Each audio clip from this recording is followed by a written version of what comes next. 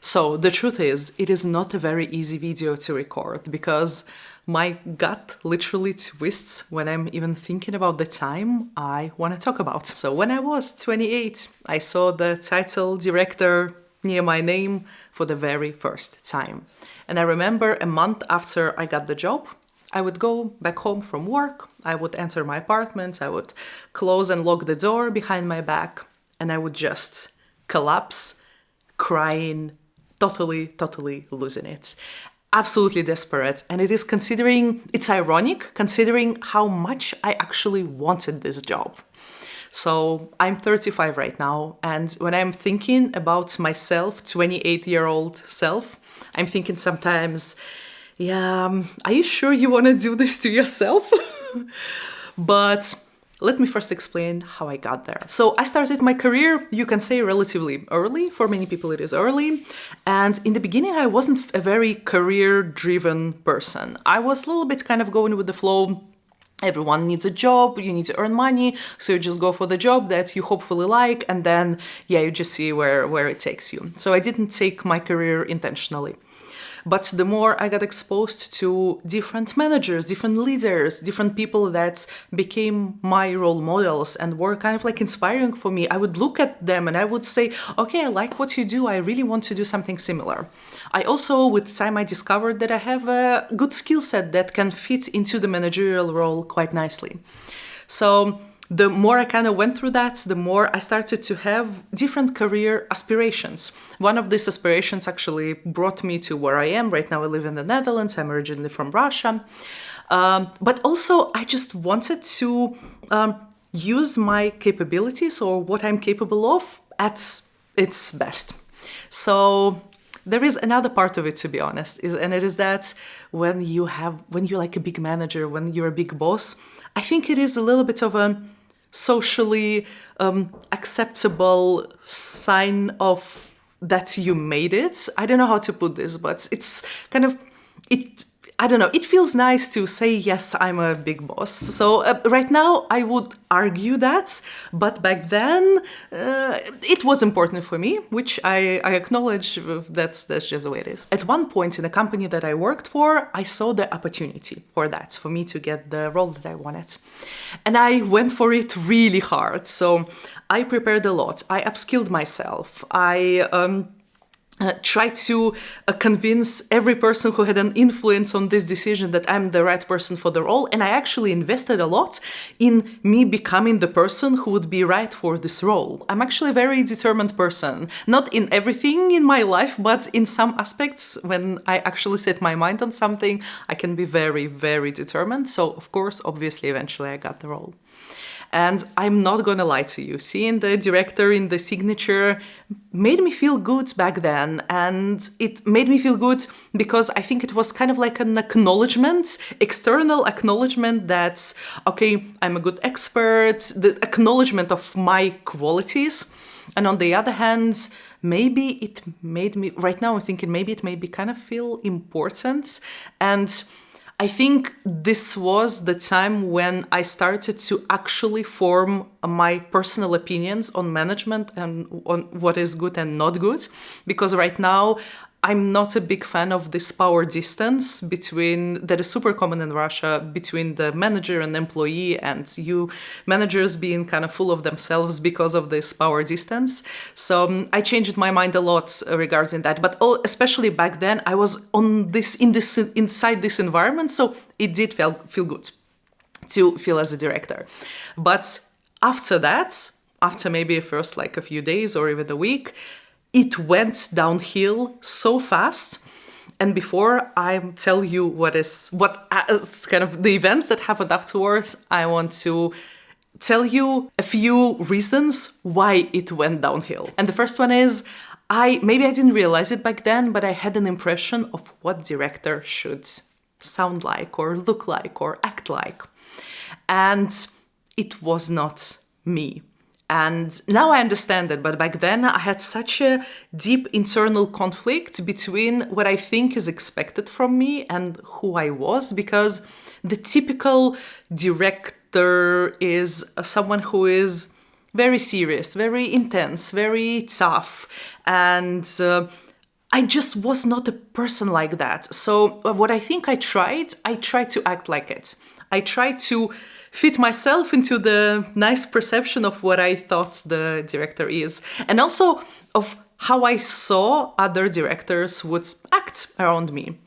And I don't know how much I succeeded in that, but it made me very unhappy very fast, without even realizing what was the root cause of it, because I was like, am I not made for the job? Maybe that's just not what maybe that's just not me. Maybe I'm not, I don't know, born to do it. Maybe there is kind of incompatibility. Although the job itself, I really liked. But that was just the beginning. Another thing I really struggled with, and I don't think I properly realized it back then, was that when you get so much responsibility, sometimes you switch to a mode where you may not even witness the consequences of your actions.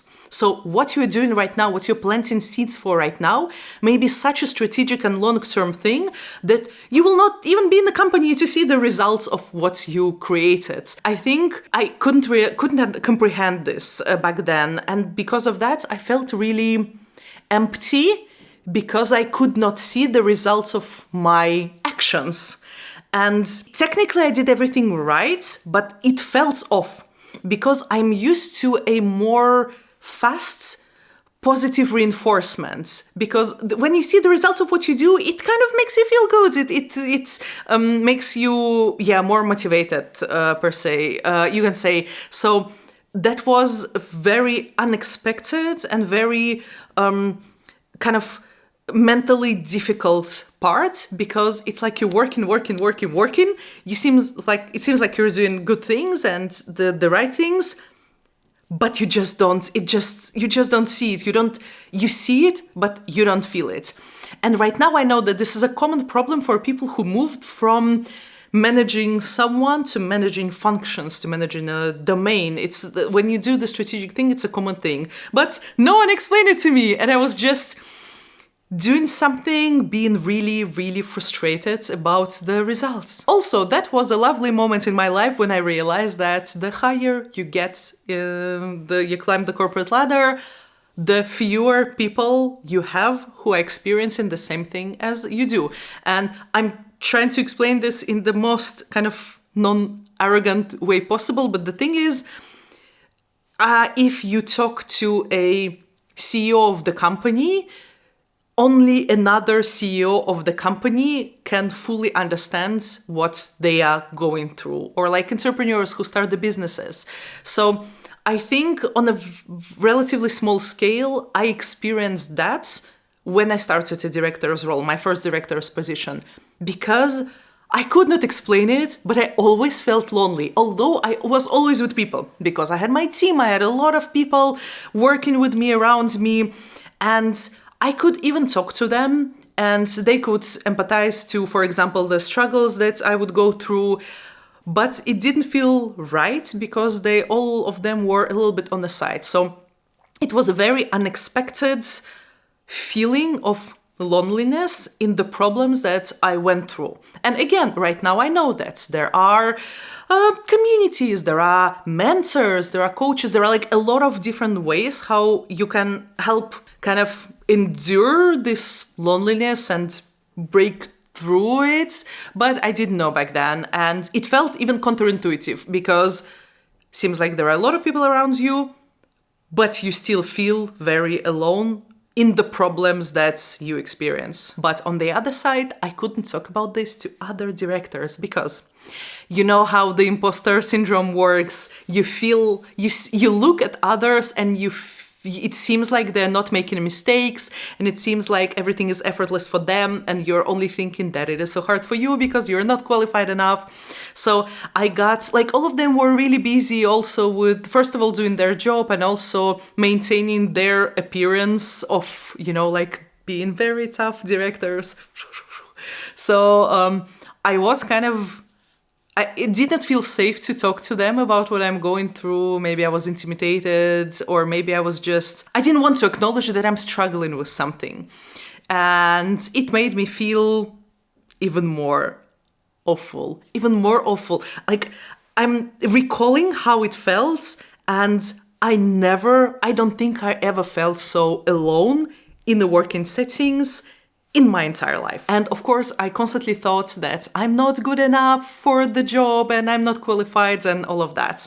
Because I didn't even have the right framework in my mind. So here's what I thought. I thought that you are an employee, at some point you become a manager, and when you become a very big manager, they call you a director, and that's the pinnacle of the career. That's it.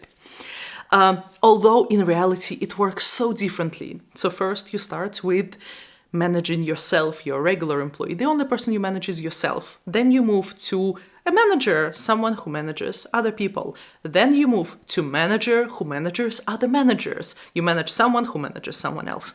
Then you move to someone who manages a domain or a piece of business, which is very, very different from even managing managers. And there are actually a lot of steps afterwards as well. And all of these steps come with the different skill sets, different challenges, different mindsets.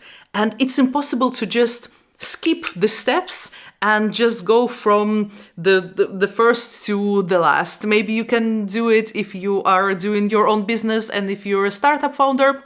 But there are endless books written about the challenges of startup founders who are actually trying to go from the very first step to the very last. But because I didn't know that, I couldn't comprehend what was missing. And here's where I want to answer maybe the biggest and the most painful part of all of this, conversation. So, by bachelor degree, I am an engineer. And there is a saying, I know a lot of sayings about engineers, but there is a particular one that I want to tell you. A C-grade engineers are worse than F-grade engineers, because F-grade engineers know that they are not good at it.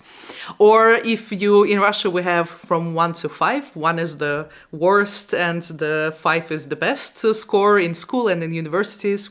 So the 2-grade engineer, like with the one of the worst grades, is actually better than a person who is somewhere in the middle, because usually if you have some knowledge somewhere in the middle, these people think that they know what they're doing, and because of that, they can make such a huge mess that people who know that they're not good will never do.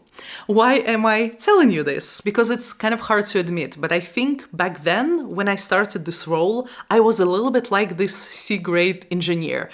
I thought that I knew everything, but because I didn't have all of the systems and I wasn't prepared properly, and I was so scared to ask for help and for advice, there were gaps in my thinking and in my actions that right now, when I think about it, I'm like, this is potentially dangerous. And it happens a lot with the gaps, because the worst one are the ones that you don't even notice. And I wish I would go through this experience with more support around me, but I didn't. So here's what happened. I tried my very best at this job and I did what I could. I got metaphorically beaten many times. I tried a lot of things that worked out, but even more things that didn't work out. And I think eventually it broke me in a way. So all of this chipped my confidence. And I'm usually a very confident person. I know what I'm doing. But this time, I didn't. And it left me feeling very empty, doubting myself a lot, just because I did not understand why the situation happened, and like what even went wrong. I was just thinking, maybe, there's something wrong with me. And I think I properly recovered from that. I can say that after I graduated from MBA, I was fully back on track. But even right now, when I think about those times, first and foremost, very painful experience, but I would not trade it.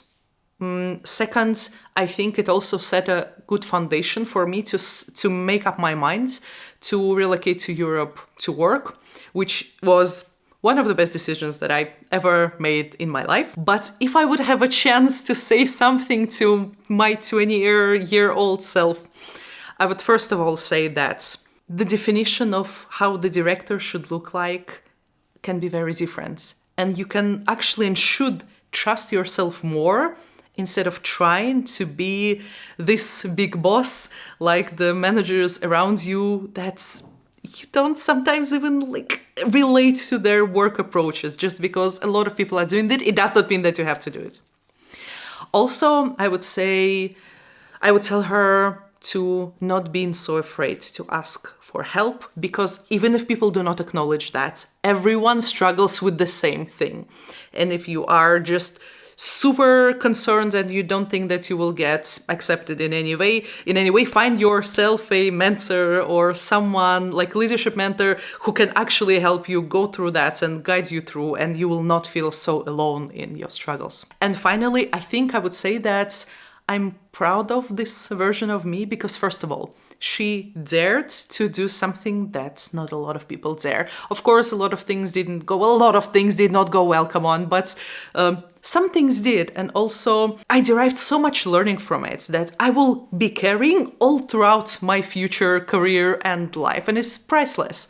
So, for daring something that big, for trying, for learning so much, and for not giving up eventually, I would say that I'm proud of this version of me.